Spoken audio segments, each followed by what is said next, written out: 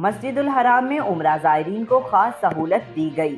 سعودی عرب کی Saudi public security directorate کی جانب سے اعلان سامنے آیا ہے کہ اتوار 30 جون سے مسجد الحرام کا مطاف اور گراؤنڈ فلور عمرہ زائرین کے لیے مختص کر دیا گیا۔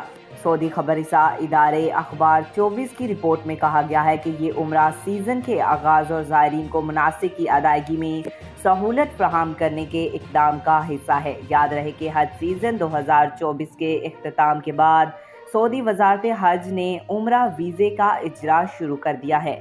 سعودی قیادت کی ہدایت میں عمل کرتے ہوئے وزارت حج و عمرہ زائرین کی آمد کو آسان بنانے اور ان کی خدمات کے حوالے سے کام کر رہی ہے۔ عمرہ زائرین کے خیر مقدم کے لیے تمام تیاریاں مکمل ہیں۔ دوسری جانب پاکستان کی قومی ایئر لائن PIA نے عمرہ پر جانے والے زائرین کو بڑی خوشخبری سناتے ہوئے عمرہ پر جانے والے زائرین کے لیے کرایوں میں بڑی کمی کا اعلان کیا ہے۔ ترجمان PIA کے بیان کے مطابق پاکستان سے مدینہ منورہ جانے والے عمرہ زائرین رعایتی کرایوں سے مستفید ہوں گے۔ کراچی سے مدینہ عمرہ کا دو طرفہ کرایہ 76,000 علاوہ ٹیکس ہوگا۔ اسلام آباد، لاہور، پشاور، ملتان اور سیالکوٹ سے مدینہ کا دو طرفہ کرایہ 86,000 علاوہ ٹیکس مقرر کیا گیا ہے۔